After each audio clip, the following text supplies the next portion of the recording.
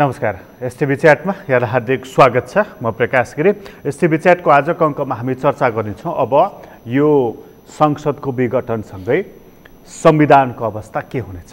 राजनीतिक पार्टीहरू सडकमा पुगेका छन् र सडकमा पुगेका राजनीतिक पार्टीहरूले यो मुलुकलाई कतातर्फ डोर्याएर लैजानेछन् अथवा उनीहरूसँग यो मुलुकलाई डोर्याउन सक्ने क्षमता छैन। आजको अङ्कको मूल बसा हाम्रो यो रहनेछ र आज हामीसँग कुराकानीको लागि स्टुडियोमा हुनुहुन्छ नेपाल कम्युनिस्ट पार्टी नेकपा माओवादी केन्द्रको अध्यक्ष गोपाल किराती। तपाईँलाई स्वागत छ। यो संसद विघटनको घटनालाई चाहिँ खास गरी तपाईँहरूको पार्टी हुन त यो चिजहरू मानिराख्नु भएको छैन तपाईँहरू, तर अस्ति तपाईँले एउटा वक्तव्य निकाल्नुभयो कि प्रचण्ड माधवहरूले गरिरहेको आन्दोलनप्रति मेरो नैतिक समर्थन छ, ऐक्यबद्धता भनेर। यो घटना र त्यो आन्दोलनप्रतिको समर्थनको कारण के हो? 77 साल पुस 5 गते सरकारले प्रतिनिधि सभा विघटन गर्यो। 6 गते हामी काठमाडौँमा उपलब्धहरूको बैठक गऱ्यौँ र हामीले पार्टीबाट विज्ञप्ति जारी गऱ्यौँ कि यो असंवैधानिक निर्णय हो जसले देशलाई गृहयुद्धतर्फ धकेल्दैछ र यो निर्णय खारेज गरियोस् भनेर हामीले भन्यौँ। नेकपा माओवादी केन्द्रको संसद विघटनप्रतिको धारणा यही हो। किन भन्नु होला भने अहिले यो लोकतन्त्र, राष्ट्रियता र शान्ति सुव्यवस्था एक ढङ्गको स्थिति गणतन्त्रमा केन्द्रित छ। गणतन्त्र चाहिँ सङ्घीय प्रतिनिधि सभामा केन्द्रित थियो अथवा निर्भर थियो। त्यो प्रतिनिधि सभा भङ्ग गरिदिएपछि गणतन्त्रमाथि चुनौती उत्पन्न भएको छ। अब प्रधानमन्त्री खड्गप्रसाद ओलीले यो 62-63 को जनआन्दोलन गणतन्त्रको निम्ति थिएन भनेर भर्खरै बोल्नु भएको हामीले सुन्यौँ र भर्खरै पशुपतिमा पूजाआजा गर्न पनि उहाँ जानुभयो, जहाँको भारतीय भट्टलाई हटाएर हामीले 65 सालमा नेपाली ब्राह्मण भट्ट नियुक्त गरेका थियौँ। तर काङ्ग्रेस एमालेहरू मिलेर फेरि उहाँहरूले त्यहाँ ल्याएर राख्ने काम गर्नुभयो। त्यसको सन्देश चाहिँ गणतन्त्र समाप्त पार्नलाई नै हो। हिजोको जो श्री 5हरू पशुपतिमा गएर त्यसरी पूजा गर्दथे, पशुपतिनाथले कल्याण गरून् भन्ने चाहिँ नि अब भन्थे। प्रधानमन्त्री सम्बोधनको अन्त्यमा प्रधानमन्त्री ओलीले त्यही गर्नुभएको छ। यो संसदको विघटन र पशुपतिको प्रधानमन्त्रीको दर्शन यसको साइनो सम्बन्ध छ? एकदमै छ। आफूलाई श्री 5 सरहद देखाउनको निम्ति हो एउटा प्रधानमन्त्रीले। अर्को चाहिँ हामी अहिले के सुन्दछौँ भने जस्तो भारतीय जनता पार्टीको सरकारले काश्मीरको राष्ट्रिय विशेष स्वायत्तता खोस्यो। खोसिसकेपछि नेकपा माओवादी केन्द्रले 76 भदौमा विज्ञप्ति गरेको थियो यो हिन्दू साम्राज्यवादको चाहिँ आक्रमण हो। जबकि भारतीय जनता पार्टी यो नेहरूसँग लड्नलाई होला, गान्धीहरूसँग, मोहम्मद अली जिन्नाहरूसँग लड्नलाई होला, सुभाष चन्द्र बोसलाई चाहिँ नि आदर्श मान्न खोजेको देखिन्छ समाचारहरूमा। तर सुभाष चन्द्र बोसको जीवनी पढ्ने जो कसैलाई थाहा छ, सुभाष चन्द्र बोसले त के भनेका छन् भने म यस्तो हिन्दू साम्यवाद स्थापना गर्छु भारतमा। त्यहाँ भनेको त त्यो हिन्दू धर्म मात्रै होइन, देशको कुरा पनि भयो। भारतमा चाहिँ हिन्दुस्तान जो भनिन्छ, जय हिन्दको नारा पनि ती लगाउँछन् अथवा अभिवादन गर्दछन्। आफ्नो ठाउँमा त्यो सही हो। त सुभाष चन्द्र बोस यस्तो हिन्दू साम्यवाद स्थापना गर्छु भनेर सुभाष चन्द्र बोसले भनेका थिए। त बोसलाई आदर्श मान्ने हो भने भारतीय जनता पार्टीले यसो गर्न त मिल्दैन। त्यसो हुनाले हामी नेपालीले होस गर्नु पर्यो। होस के गर्नु पर्यो भने हिन्दू राज्य फिर्ता गर्ने, राजतन्त्र फिर्ता गर्ने जो नाराहरू छन् त्यसले त नेपाललाई चाहिँ भारतको उपनिवेश बनाउँछ। त्यो भारतीय हिन्दू साम्राज्यवाद त्यो भारतले फिर्ता गरिदिन्छ भन्ने तपाईँलाई लागिराखेको छ? कुन फिर्ता? हिन्दू राज्य र राजतन्त्र होइन, त्यो त के भनिरहेछन् भारतीय बुद्धिजीवीहरू भनेदेखि यो 62-63 12 बुँदेको चाहिँ कोर्स करेक्सन गर्नुपर्छ भनिराखेका छन्। त्यो भनेको त त्यही प्रतिगमन होला। त्यसो गर्दाखेरि पनि त घरेलु शक्ति हाबी हुनु पर्यो अथवा त्यसलाई कसैले त्यो मुद्दाको रूपमा एजेन्डाको रूपमा बोकेर हिँड्नु पर्यो। मैले भन्दैछु अब त्यो हिन्दू राज्य राजतन्त्र तुरुन्तै फर्कने स्थिति नहोला, तर गृहयुद्धको स्थिति, झगडा जो छैन के भने 62-63 जनयुद्ध जनआन्दोलन हुँदै हामी आयौँ। हामीलाई चाहिँ यो संविधान पुगेको छैन, जनताको अधिकार पुगेको छैन। त्यो बेला चाहिँ नि संविधान सभामा 10 बुँदे फरक मत राखिएको हो, तर प्रचण्डहरूले त्यो ओकालत गरिराखेको हामी अहिले सुन्दैनौँ। तर नेकपा माओवादी केन्द्र जो पुनर्गठन गऱ्यौँ हामी त त्यो 10 बुँदे फरक मतको पक्षमा छौँ। फेरि पनि यो संविधान आधा उपलब्धि र आधा कमजोरी सहितको हो। र मैले भन्दै थिएँ त त्यसो हुँदै जाँदा भारतीय जनता पार्टी भनेको राष्ट्रिय स्वयंसेवक सङ्घ RSS को राजनीतिक मोर्चा हो। र अहिले हामी के सुन्छौँ, व्यापक नाम लिन हालौँ, यहाँका ठुल्ठुला वकिलहरू, यहाँ ठुल्ठुला पत्रकारहरू, ठुल्ठुला विश्लेषकहरू RSS को नेपाल प्रतिनिधि अथवा दलाल बनेका छन्। हो, उनीहरूलाई खुसी पारेर 23 गतेको चाहिँ नि त्यो प्रदर्शनलाई चाहिँ यही माघ 23 गतेको प्रदर्शन प्रधानमन्त्रीले गर्ने भन्ने चाहिँ त्यो सुनिन्छ। त्यसलाई चाहिँ नि अब व्यापक तुल्याउनुको निम्ति पशुपतिमा पूजा गर्न जानुभयो।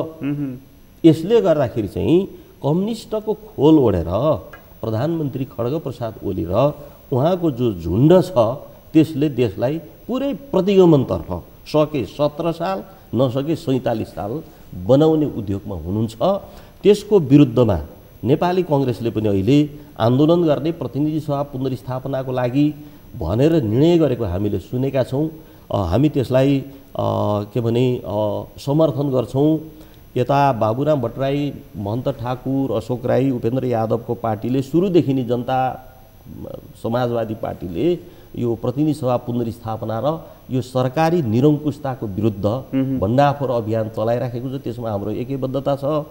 यता प्रचण्ड माधव नेपालले पनि प्रतिनिधि सभा पुनर्स्थापनातर्फ जुन चाहिँ जमर्को गरिराख्नु भएको छ त्यसमा हाम्रो चाहिँ नै एकैबद्धता र समर्थन यस कारणले छ। भनेपछि यो मुद्दासँग तपाईँ नजिकको सानो सम्बन्ध राख्नुभयो। यसको मतलब चाहिँ नि संविधान बचाउनु पर्छ।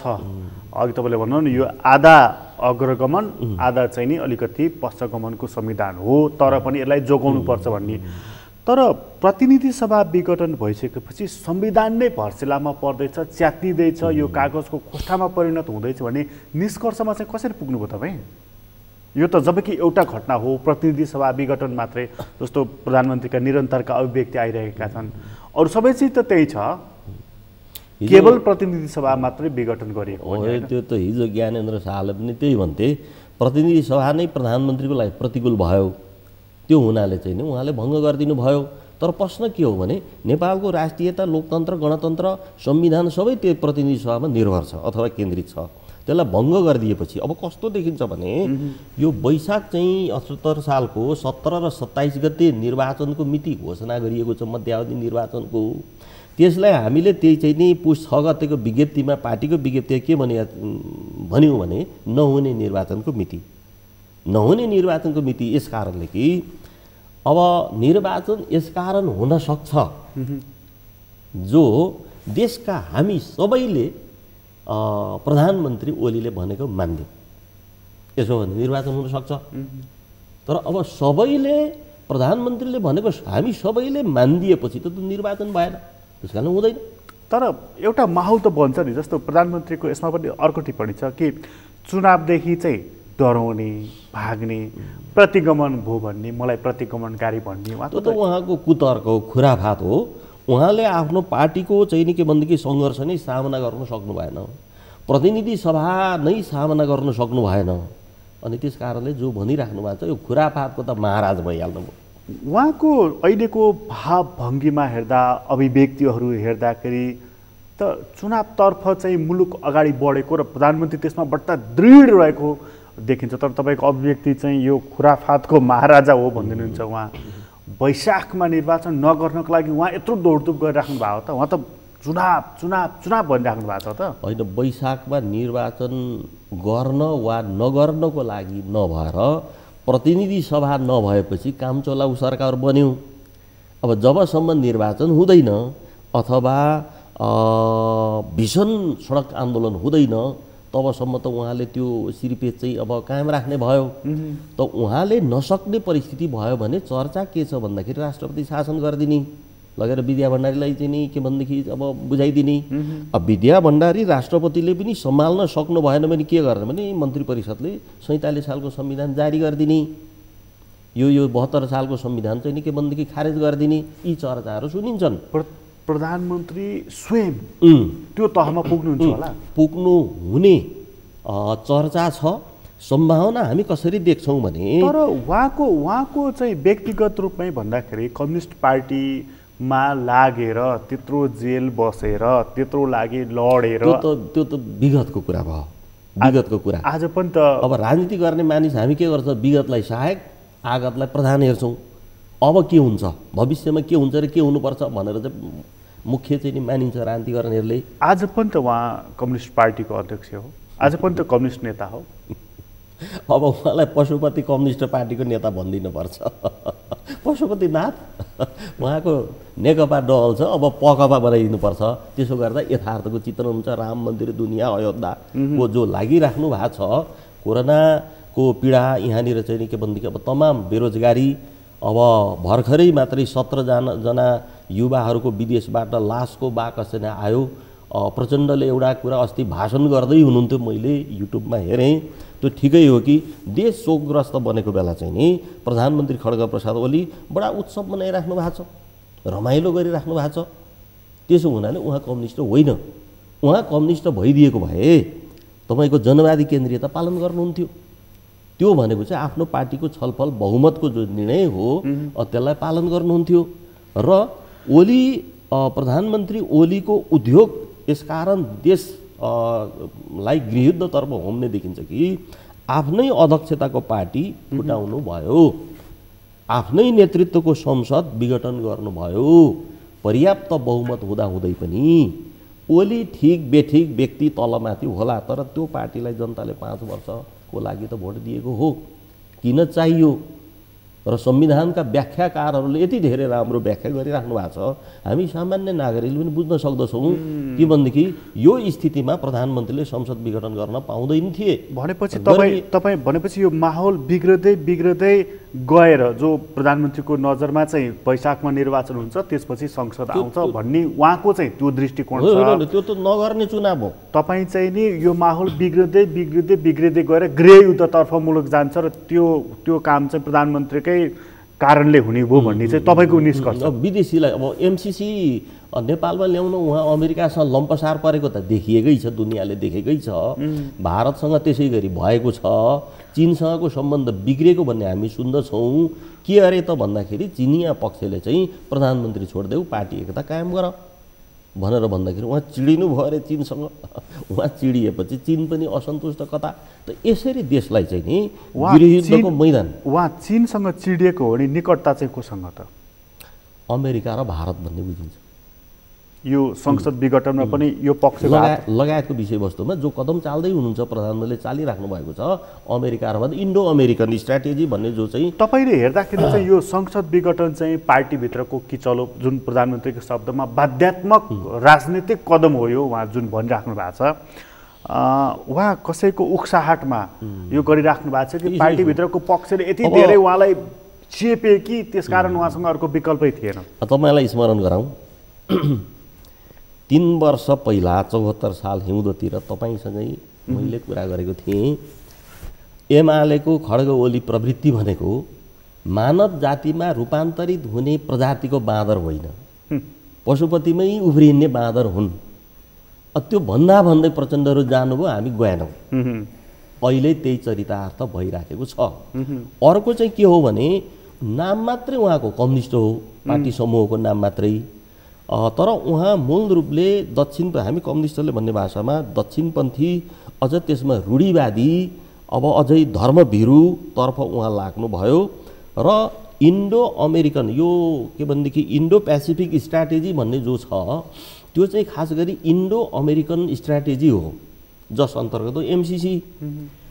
हामी त्यसको विरोध गरिरहेका छौँ, नेपाली जनताले खारेज गरिसकेको स्थिति छ। त्यो इन्डो अमेरिकन स्ट्राटेजी चाहिँ नेपालमा के चाहन्छ भने एउटा यस्तो तानाशाह खडा गर्न पाइयोस्, यो संसदमा पारित गर्नुपर्ने, यो पत्रकारको चाहिँ नि मिडियाको पनि विरोध, अदालत तमाम चाहिँ नि जो छ हैरान उनीहरू परेका छन्। हैरान पर्यौँ, इन्डो अमेरिकनहरू भन्छन् नेपालको स्थितिबाट हामी हैरान पर्यौँ। त्यस कारणले यस्तो एउटा व्यक्ति खडा गरियो जो तानाशाह, निरङ्कुश तत्त्व, दमनकारी, हत्यारा, अपराधी, जो एकजना व्यक्तिलाई खरिद गरेपछि नेपालमा आफूले चाहेको लागू गर्न सकियोस्। यो स्ट्राटेजीमा, यो रणनीतिमा छन्। त त्यसको लागि अमेरिकाहरू के भन्दा रहेछन्, बुद्धिजीवीहरूले भनेको मैले सुनेको छु कि भू राजनीतिक दृष्टिले यो चाहिँ नि जियो पोलिटिकल्ली चाहिँ नि नेपाललाई अमेरिकीहरू के भन्दा रहेछन् भनेदेखि हाई भ्यालु रियल इस्टेट, धेरै दाम पर्ने खरिद बिक्रीको लागि जग्गा,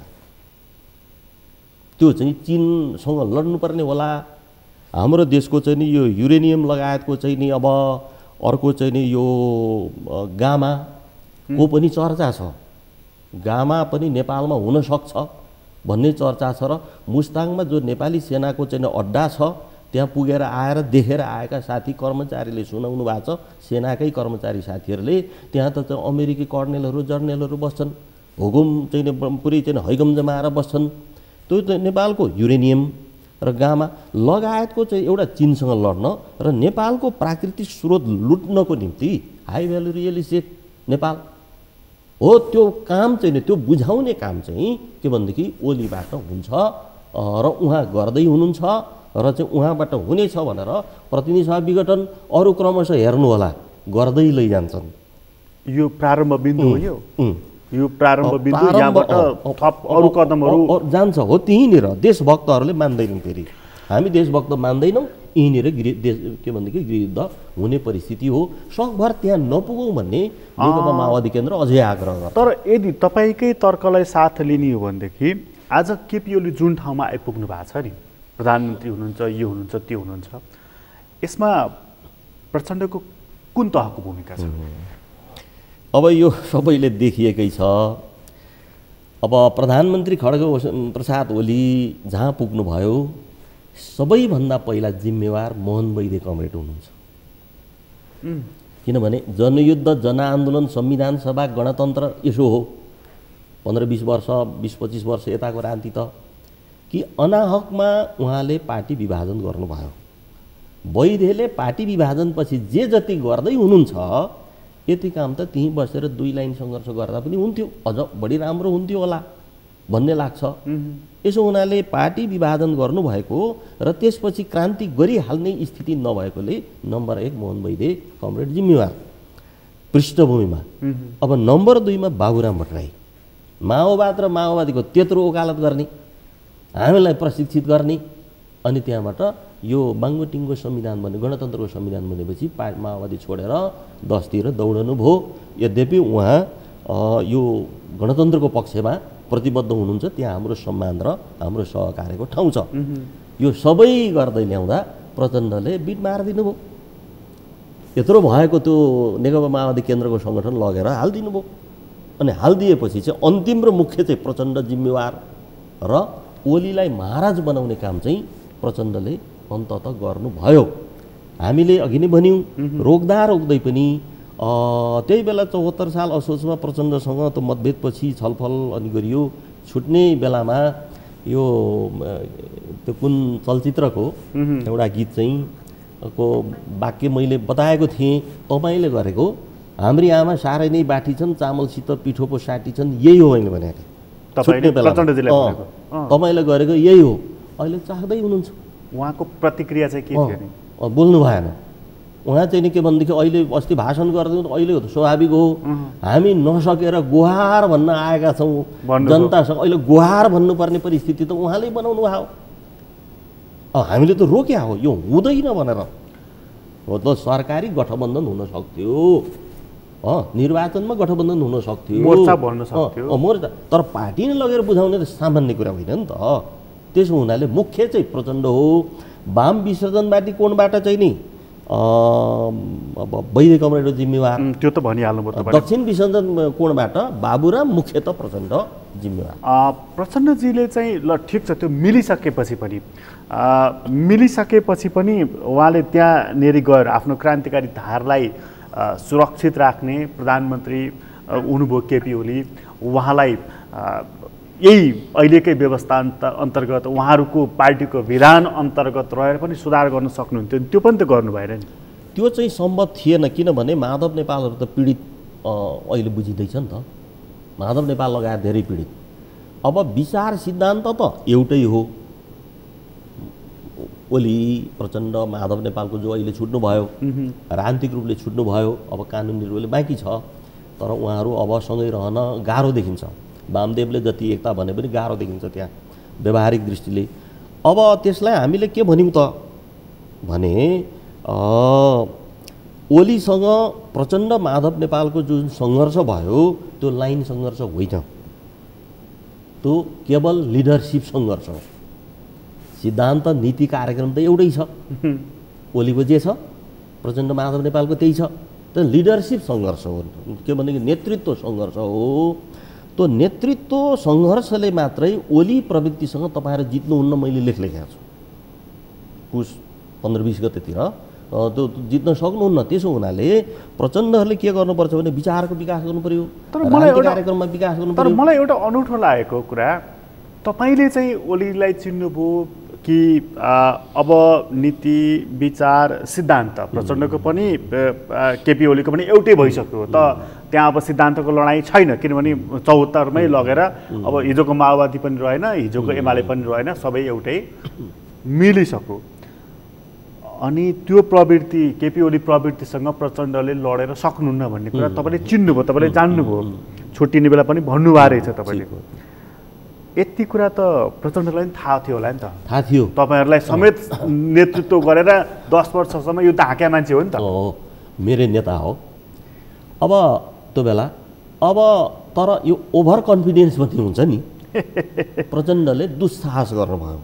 त्यहाँ के हो त भन्दाखेरि मनोवैज्ञानिक ढङ्गले विचार गर्दा, विश्लेषण गर्दा यो मृगौलाको रोगी ओली मरिहाल्छन्, त्यसपछि त्यहाँ दाइँ गर्ने मैले हुन्छ भन्ने प्रचण्डको ओभर कन्फिडेन्स अथवा दुस्साहस भयो कि त्यो मनोगत चाहना थियो, विश्लेषण थियो।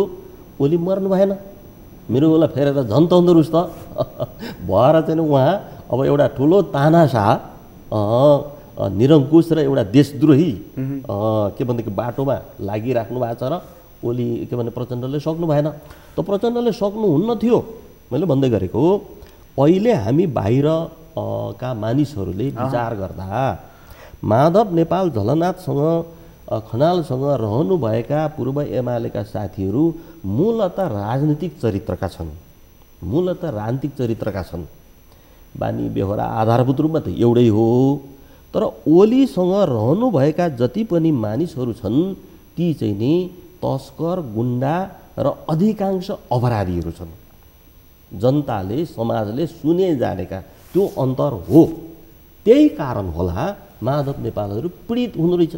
तर उहाँले भन्नुभयो भर्खरै भाषणमा खप्नैसम्म अपमान खपियो हो, त्यो सुनियो। तर त्यसो हुनाले तर प्रचण्डजीको एउटा समस्या भयो। तपाईँले जुन अघि 3वटा फ्याक्टर ठ्याक्कै बताउनु भयो कि ओली आज यहाँ हुनुमा कसको दोष छ भन्दाखेरि मोहन वैद्यको, बाबुरामको र अन्त्यमा मूल दोष चाहिँ प्रचण्डको भनेर। तर प्रचण्डसँग पनि त मानिसहरूसँगै रहेन नि। तपाईँ रहनु भएन, बाबुराम रहनु भएन, मोहन वैद्य रहनु भएन, विप्लव रहनु भएन, हुँदा बादल पनि रहनु भएन। हिजो रहेका मणि थापाहरूदेखि लिएर चाहिँ त्यो बहादुर रायमाझीहरूसम्म पनि रहनु भएन। केही त डिफेक्ट छ नि प्रचण्डजीसँग। अब मानिस हुनाले डिफेक्टहरू, कमीहरू, सीमाहरू हुन्छन्।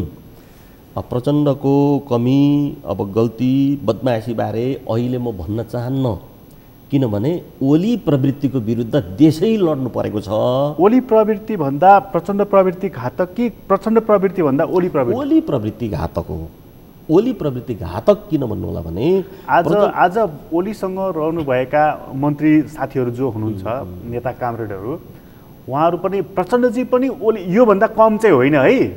बरु बढ्दै होला मात्रात्मक रूपमा, कम चाहिँ होइन। अहिले चाहिँ नि तपाईँको अब अस्ति प्रचण्डले त्यो भाषणमा भन्दै हुनुहुन्थ्यो खरानी घस्दैछन् साथीहरू, त खरानी घसाइ नै हो मलाई लाग्छ। म चिन्छु नि त बादल, अब टोपबहादुर, मणि थापाहरू म राम्रै चिन्छु। उहाँले टोपबहादुरको अभिव्यक्ति पनि सुनिराख्नु भयो होला नि तपाईँले? सुनिराखिया छ। त्यो खरानी नघसी त त्यो जागिर त्यहाँ चाहिँ नहोला। प्रभु शाहको पनि सुनिराख्नु भयो होला? सुनिराखिया छ। प्रचण्ड विहीन, किनभने प्रचण्ड चाहिँ नि लाई निर्मूल नगरिकन हुँदैन भनेर। किनभने त्यसो नगरिकन त्यो जागिर हुँदैन। त्यहाँ त्यो जागिर त जोगाउनु पर्यो, पकाउनु पर्यो। उहाँहरूले आफ्नो ठाउँबाट भनेकोमा अब मेरो भन्नु केही पनि छैन। उहाँहरू प्रचण्डलाई गाली गर्नको लागि नै त्यहाँ जानुभएको?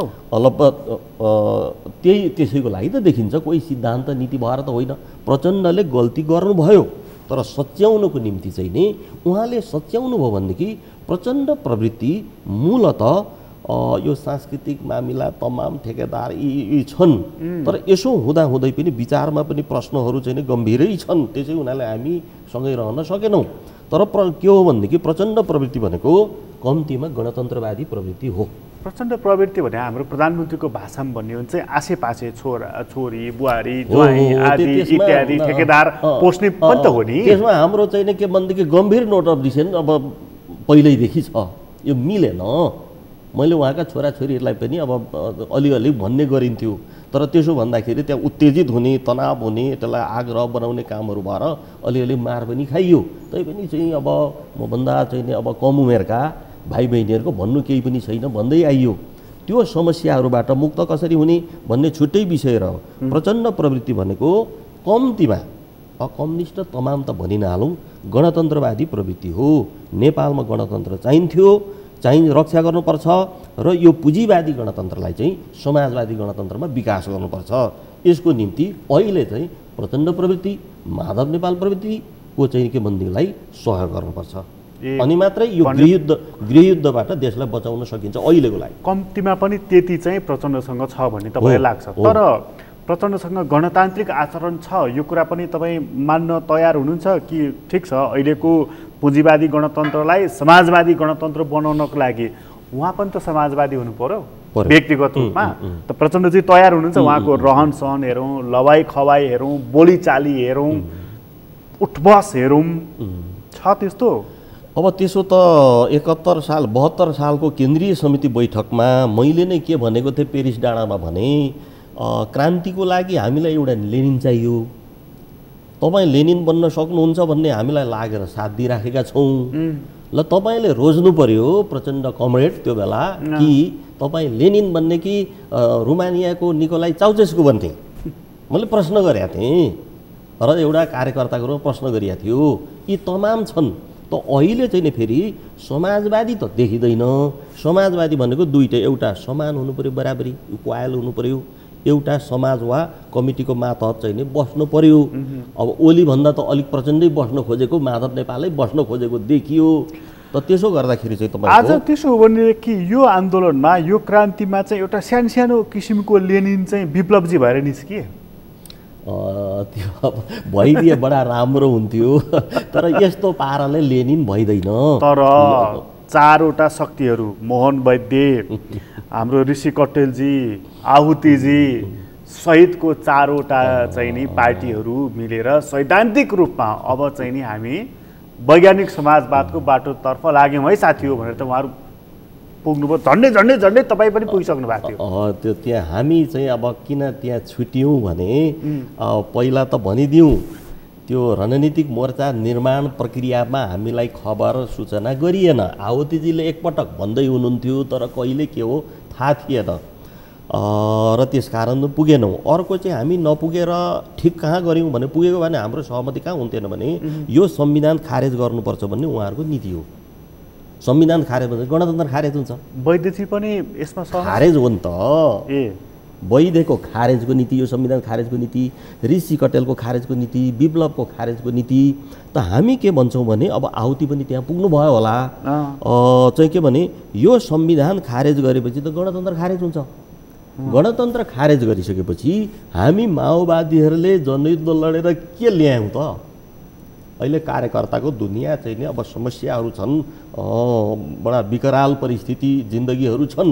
तर राजनीतिक रूपले हेर्दाखेरि त जो 10 वर्षको जनयुद्ध उपलब्धि चाहिँ यो गणतन्त्र हो र यो गणतन्त्र के भन्नु जो उपलब्धि हो राजनीतिक उपलब्धि हो यो बैले ल्याउनु भयो विप्लवजीले ल्याउनु भयो उहाँहरू यसमा सहमत हुनुहुन्न यदि त्यहाँ गएर त्यो मोर्चामा हामी सहभागी भएको भएर त्यहाँ सहमति गरेको भए ओलीले र इन्डो अमेरिकन स्ट्राटेजी अन्तर्गत वा फोर्स अन्तर्गत प्रधानमन्त्री ओलीले यो संविधान खारेज गरिदिँदाखेरि स्वागत गर्नुपर्ने ठाउँ पुगिन्थ्यो हामी त्यस्तो गल्ती गर्दैनौँ र तपाईँले लेनिन विप्लव बन्नुहुन्छ कि भने बनिदिए बडा राम्रो हाम्रो के भनेदेखि काम नै छ तर यसरी लेनिन यसकारण बनिँदैन कि लेनिन वस्तुवादी हुनुहुन्थ्यो कदम कदम वस्तुवादी हुनुहुन्थ्यो शासकहरू चाहिँ नि वस्तुवादी भए पुग्छ वस्तुवादी नभए उसको सत्ता ढलिहाल्छ तर कम्युनिस्ट क्रान्तिकारीहरू दुईटा हुनुपर्छ क्रान्तिकारी हुनुपर्छ वस्तुवादी हुनुपर्छ जब मानिस वस्तुवादी हुँदैन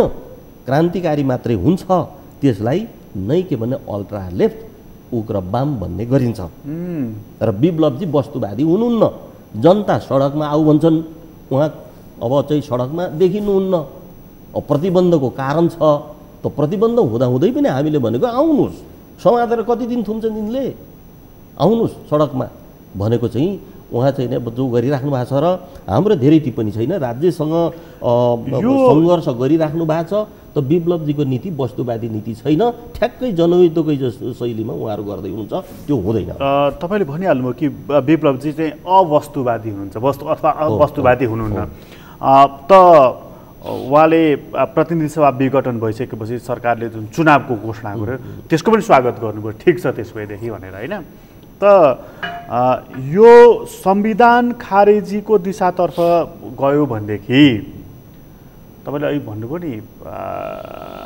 गणतन्त्र जान्छ भने के 47 सालको संविधान बिउतिन्छ भनेको हो अब यिनीहरूले सके भने अब यो प्रतिक्रियावादी प्रतिगामीहरूले सके भने 70 साल ल्याउने हो तर पात्र कसलाई उभ्याउने थाहा छैन अहिले ओली आफै बल गर्ने होलान् महेन्द्र हुन अब खोज्ने होलान् सक्छन् सक्दैन छुट्टै कुरा अब सक्दैनन् भनेदेखि चाहिँ नि 47 साल हो 47 सालको संविधान हो जसले इन्डो अमेरिकन रणनीति अन्तर्गत नेपालमा यस्तो एउटा चाहिँ नि कठपुतली शासक खडा गरिदिने जसले नेपालको सम्बन्धमा जे निर्णय गर्नुपर्छ एकजनाले गर्दाखेरि चाहिँ नि होस् यो प्रतिनिधि सभा यो दुनियाँ किसिमको मिडिया अदालततिर जान नपरोस् भन्ने तकाइ हुन्छ र त्यसले गृहयुद्ध मचाउँछ विप्लवजीहरूले सक्नुभयो भने चाहिँ उहाँहरूको त्यो मोर्चा सहितलाई भन्दैछु म त्यसले सक्यो भने चाहिँ नि कुन व्यवस्था ल्याउँछ तपाईँको अब विप्लवजी र आहुतिजी हामी वैज्ञानिक समाजवाद भन्छौँ त वैज्ञानिक समाजवादमा पनि बुझाइहरू अलिकति फरक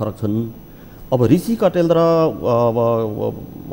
मोहन वैद्य न्याय जनवाद भन्नुहुन्छ जनगणतन्त्र भन्नुहुन्छ त जनगणतन्त्र भन्नु र लोकतान्त्रिक गणतन्त्र भन्नुमा खासै फरक छैन त्यो जन भन्ने बित्तिकै कम्युनिस्ट भइहाल्ने जन नभनेपछि काङ्ग्रेस हुने भन्ने जो बुझाइ छ अब त्यो अनावश्यक चाहिँ छ त्यसको खास अर्थहीन छ जो भन्नुहुन्छ अब उहाँहरूले सक्नुहुन्छ त भन्दाखेरि जमर्को गर्ने एउटा कुरा भयो अब उहाँहरू अब को चित्त नदुखोस् यथार्थ म व्यक्त गरौँ कि सक्नुहुन्न सक्नको लागि वस्तुवादी हुनुपर्छ अब वैद्य विप्लवले भन्नुपर्छ तैँले चाहिँ सकिस् त भन्नु होला प्रयास गरिँदैछ म के भने प्रचण्डसँग छुटेर देखाइदिन्छु भनेर छुट्या त होइन तपाईँ माओवादको सिद्धान्त रक्षाको लागि हामी छुटेको हो तर तपाईँको पनि लाइन चाहिँ अब बिस्तारै क्रमशः चाहिँ अहिले त अब यो संसद विघटनको मुद्दालाई लिएर जसले चाहिँ विरोध गरेका छन् यो प्रतिगमन हो अथवा यो गैर संवैधानिक हो अलोकतान्त्रिक हो भनेका छन् ती सबैप्रति तपाईँको अहिले नैतिक समर्थन रह्यो ऐक्यबद्धता रह्यो क्रमशः अब तपाईँ पनि सडकमा उत्रनु पर्ने हुन्छ किनभने नैतिक समर्थन जनाइसकेपछि त अब भौतिक उपस्थिति पनि चाहियो त्यो चाहिन्छ त गर्दै गर्दै जाँदा कुम ठोकिँदै जाँदाखेरि चाहिँ अन्तत तपाईँ फेरि प्रचण्डजीसँग मिल्नुहुन्छ मान्छेलाई यो आग्छ यसो जस्तो यो चाहिँ के भने 5 गतेको घटनापछि हामी बैठक बस्यौँ पार्टीको पुस अब दोस्रो हप्ता हामीले के गर्यौँ भने यो ओली तन्त्र विरुद्ध के भने माओवादीहरू पूर्व माओवादीहरू विभिन्न कम्युनिस्टहरू समाजवादीहरू र लोकतान्त्रिक शक्तिहरूको बिचमा चाहिँ संयुक्त मोर्चा हुनुपर्छ संयुक्त आन्दोलन हुनुपर्छ र तिनीहरूसँग हामी सहकार्य गर्न सक्छौँ नीति नै बनाइएको छ त त्यसो गर्दा यसो भन्ने यो मुद्दामा चाहिँ नि गर्ने बित्तिकै अब काङ्ग्रेसै भइहाल्ने हामी उता चाहिँ नि के भनेदेखि बाबुरामसँग समाजवादी भन्ने हुँदैन, यो मुद्दाको विषय भयो।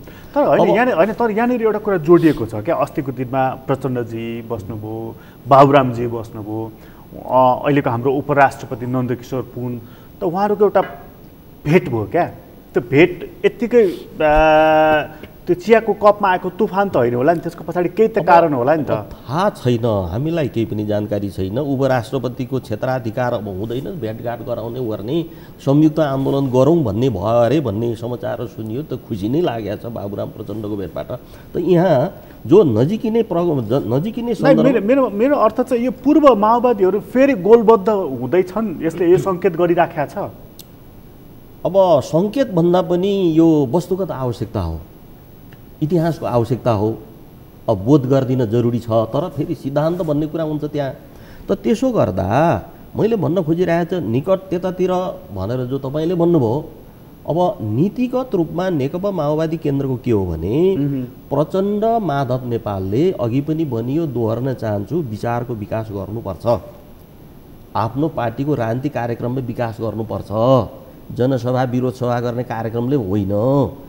त अब सक्नुहुन्छ भने विचार र कार्यक्रममा विकास गर्न सक्नुहुन्छ भने आचरण सुधारको प्रतिबद्धता चाहिँ नि के भने गर्न सक्नुहुन्छ भने ओली प्रवृत्तिको विरुद्ध लड्न उहाँहरू सफल हुनुहुन्छ। विचार र कार्यक्रममा विकास गर्न सक्नुहुन्न भने फेरि उहाँहरूले लड्न सक्नुहुन्न। यो त यत्रो वर्ष कम्युनिस्ट भएको प्रचण्ड माधवलाई थाहा हुनुपर्छ।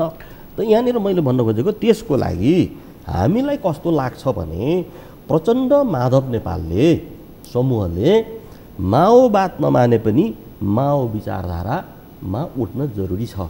अस्तिसम्म माधव नेपाल झलनालाई मान्नुभएकै हो माओ विचारधारा, तर त्यो त प्रचण्डजीले नै त्यागिसक्नुभयो। त्यही त त्याग्नु भयो र त यो चाहिँ हामी छुटिन पर्यो।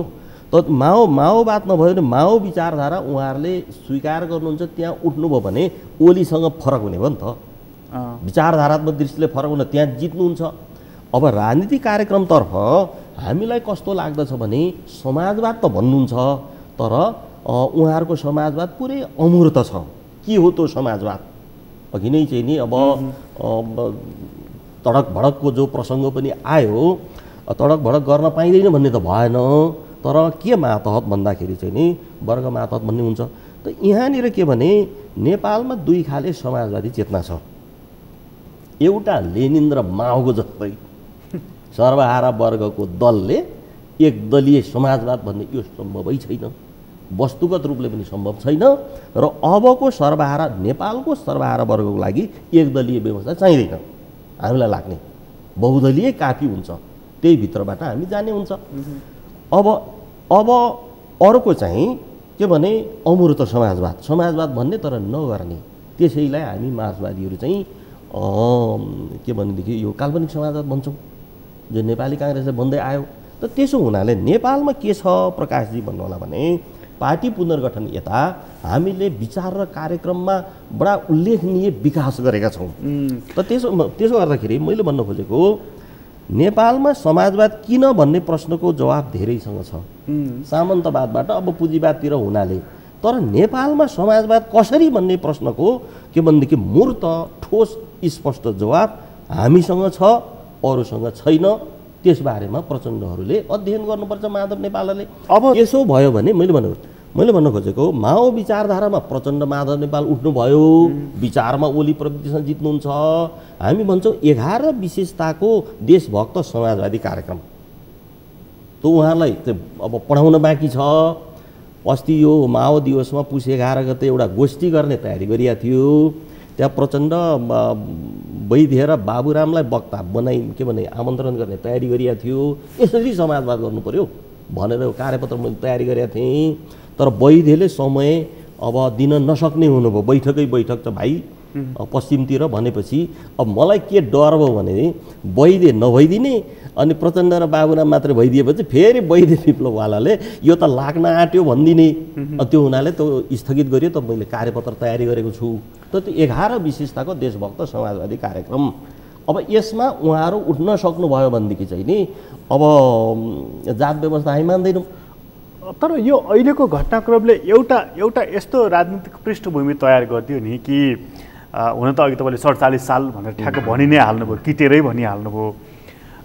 हिजो राजा आऊ देश बचाऊ भन्ने जुन शक्ति छ हामीसँग राप्रपा छ र अन्य केही स्वतन्त्र त्यस्ता संस्थाहरू पनि छ जो राज संस्था चाहिन्छ भनेर अन्य केही मानिसहरू, अघि तपाईँले एउटा बडा शब्द लिनुभयो, केही वकिलहरू, केही पत्रकारहरू, केही त्यस्ता मान्छेहरू जो चाहिँ नि आरएसएसको ब्याकअपमा नेपालमा चाहिँ नि हिन्दुत्वको जगेर्ना गर्नु पर्यो, उत्थान गर्नु पर्यो भन्दै वकालत गर्दै हिँडिरहेका छन् भनेर तपाईँलाई लागिराखेको छ कि अहिले राजा चाहियो भनेर, राज संस्था चाहियो भनेर, हिन्दू राज्य हुनु पर्यो अथवा हिन्दू राष्ट्र हुनु पर्यो नेपाल भनेर ती मानिसहरू भारतको इसारामा नेपालमा भवन्डर मचाइरहेका छन् अथवा क्याम्पेन चलाइरहेका छन्, त्यसकारण यो आदि आइराखेको छ भन्ने तपाईँलाई लागिराखेको छ? अब प्रधानमन्त्री ओलीले पत्रकार बोलाउनु भयो, भारतीय पत्रकार जसले हामी नेपालीलाई गर्नैसम्म गाली गलोच गर्दै आएका हुन्। अब तपाईँ पनि एकजना नाम चलेको युवाभित्रको सशक्त पत्रकार हुनुहुन्छ, तर तपाईँ नेपालका पत्रकार कर्मी जो हुनुहुन्छ तपाईँहरूलाई त सगरमाथाको आधार शिविरमा कालो पत्थरमा हेलिकप्टर चढाएर पुर्याउने काम यो ओली सरकारले गरेका छैन, भारतीय पत्रकारलाई गर्यो। त्यहाँ गएर दाबी गरिदियो कि यो चाहिँ नि अब भारतीय व्यक्तिको नाममा हुनुपर्छ।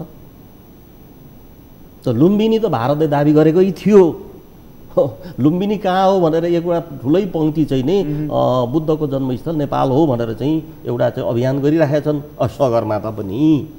त भइसके पछाडि यस्तो प्रकारको जो छ यसले प्रश्न देखाउँछ काश्मीरको चाहिँ नि के भनेदेखि काण्डमा हिन्दू साम्राज्यवाद भयो, भारतीय हिन्दू साम्राज्यवाद भयो।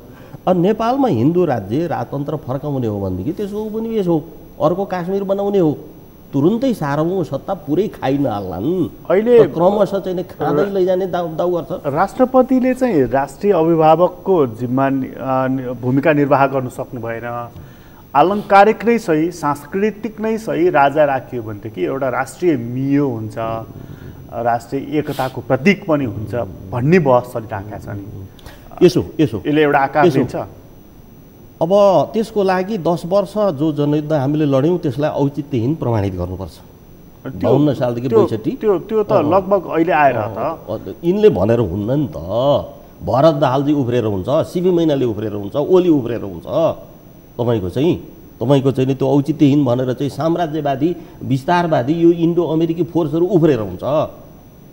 तपाईँको गणतन्त्र त्यही जनयुद्धले ल्या। गणतन्त्रमा राष्ट्रपतिको कुर्सी चाहिँ तिनलाई प्रिय हुने, काङ्ग्रेस र एमालेलाई प्रिय हुने, गणतन्त्र चाहिँ अप्रिय हुने। त्यो भित्रको समावेशी लगायतको के छ त्यो मुख्यमन्त्री जति जम्मै तिनलाई चाहिने, समावेशी जति जम्मै तिनलाई चाहिने, गणतन्त्र चाहिँ अप्रिय हुने।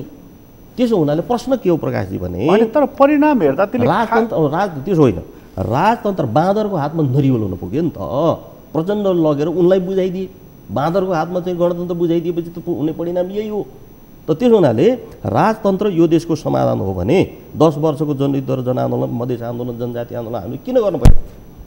राजतन्त्र समाधान होइन, काङ्ग्रेस समाधान होइन, एमाले समाधान होइन, गणतन्त्र संसदवाद समाधान होइन। गणतन्त्र यो चाहिँ बोकाइदिएको भारी भन्ने पनि हामी कहाँ एउटा व्याख्या पनि यो त मूर्ख माओवादीको के दशा रह्यो भने के हो भनेदेखि चाहिँ ल्याइदिने माओवादीले अनि त्यहाँ त्यो कुर्सीमा गएर बस्ने अरूवादी। जस्तो 800 जिल्लाको नयाँ नेपालको विचार यही गोपाल किराँतीले 65 सालमा राज्य पुनर्संरचना मन्त्रालयको एउटा कार्यपत्र बनाएर चाहिँ अब बहस सार्वजनिक गरियो हो र आपत्ति र विरोध गरे। 753 भयो, स्थानीय तह जिल्दैन भने पनि। त्यहाँ बडा भ्रष्टाचार गर्दैछन् अरे, बडा छोटे राजा चाहिँ हुँदैछन् अरे, त्यो जनताले तलाउने कुरा हुन्छ। तर अधिकार केही अधिकार स्रोत सहितको 753 स्थानीय तह बन्यो। तर आजको मितिमा त प्रदेशको खारेजी, जसलाई संघीयता पनि भन्न सकियो, यो प्रदेश संघीयताको खारेजी, हिन्दूको मुद्दा, गणतन्त्रको समाधान त्यो होइन, पपुलर मुद्दा बनिराखेको छ। समाधान त्यो होइन। हेर्नुस् त यसो माहौल हेर्नुस् त, तपाईको प्रचण्डले लगेर त महाराज बनाइदिए, ओलीले त्यो परिस्थिति वातावरण बनाए। यदि अहिले कुनै पनि नेताले, म नाम नलिउँ, ओली अथवा कोही जोसुकैले संहिता खारेज गरौँ र नेपाल हिन्दू राष्ट्र नै बनाउने, ल किनभने यहाँ ठुलो जनमत हिन्दूहरूको छ भनेर भन्यो भने त पपुलर एजेन्डा पो हुन्छ त अबको चुनावको। अब त्यसमा पनि अब कसैले गर्न खोज्छन् भने हाम्रो भन्नु केही पनि छैन होइन। हाम्रो अब लोकतन्त्र गणतन्त्र छ भन्न माग्न पाइयो, तर देशको समाधान त्यो होइन। त्यसले त के गर्दछ भन्नु होला भने नेपाललाई सिक्किमको बाटोमा हिँड्न घुँडा टेकाउँछ, बाध्य बनाउँछ। त्यसकारण नेपालको स्वतन्त्रता, यहाँको राष्ट्रियता, लोकतन्त्र, गणतन्त्रमा निर्भर छ। त्यो प्रतिनिधि सभामा थियो, यस कारणले हामी भनिरहेछौँ हामी त्यसको विरोध गर्दछौँ। अघि नै भन्दै थियो अब ल्याइदिने माओवादीले त्यो कुर्सीमा बस्ने अरू, गणतन्त्रमा राष्ट्रपति त्यही भयो कि 753 स्थानीय तह बनेको छ, तर म त्यो विचारक चाहिँ नै गोपाल किराती वार्ड सदस्य पनि छैन, अरू सबै को गएर बसेका छन्, धलिमली गरेछ। जसको विचार उसको नेतृत्व जरुरी हुन्छ। परिवर्तनपछि जसको विचार उसको नेतृत्व। यहाँनिर हिजो अब वैदे, प्रचण्ड, बाबुराम, बादल, पुष्पबहादुर जो हाम्रा अति चाहिँ नि उपल्लो तहका नेताहरू हुनुहुन्थ्यो, उहाँहरूले सक्नु भएन। अब यो जुन तपाईँले जुन व्यक्तिहरूको नाम लिनुभयो नि, यो चाहिँ डेट एक्सपायर भयो भनेर पनि चर्चा चलिरहेको छ। अब के हो भने प्रचण्ड र माधव नेपालसँग मानिसले आशा गरेका छन्। जस्तो खगेन्द्र सौरलाले भाषण गर्नुभयो प्रतिगमनको विरुद्ध, ओलीलाई त्यहाँ पुर्याउने को? ओलीलाई त्यहाँ पुर्याउने मान्छेले यहाँ बोलाऊ, यहाँ बबर महलमा बोलाऊ र प्रश्न गर, तिमीले किन ओलीलाई त्यहाँ पुर्याऊ, प्रश्न गर, सुन्न म आउँछु भन्नुभयो, नाम नलिकन। अब तपाईँको चाहिँ नि अर्को सुमत घिमिरे बडा प्रखर लेखक हुनुहुन्छ, उहाँले लेख लेख्नुभयो संसद पुनर्स्थापना कि संविधानको पुनर्लेखन। मैले बडा चाहिँ नि के भन्दा महत्त्वका साथ त्यो लेखलाई लिएको छु कि उहाँले चाहिँ नि राज्यको वैज्ञानिक पुनर्संरचना बाँकी छ, त्यसको साथसाथै पार्टीहरूको पुनर्संरचना पनि गर्नु पर्यो भनेर पटक पटक प्रचण्ड र माधव नेपालको नाम चाहिँ उहाँको त्यो लेखमा उहाँले उल्लेख गर्नुभएको छ।